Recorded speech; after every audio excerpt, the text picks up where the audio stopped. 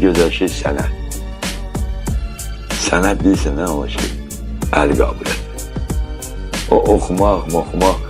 Adam tanıyırdı Mərdəkanda, 3 dənə diplomu var, cavan oğlan. Bazarında Mərdəkan klubunda polkuda pomidor xiyar satır. Adamı yox idi, qabağa salsın. Böyle şeyler var. Onsuz da indiki zamanında bizim zamanlar varlı uşaqlar oxuyur. Kasıbın gücü çatmaz oraya girmək.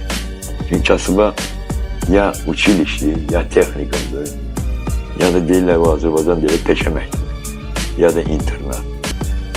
Kasıb elə kasıbdır. Ancaq okuyanlar üçün ən gözəl şey sənət. Hərəkət eləmişəm, heç kimin qabağında baş əyməmişəm, sınmamışam. Ay gənclərimiz, həyatda düz olun. Düz oldu, sizin üçün yaşıl ışıqdır. Yalan oldu, hər yerdə deyə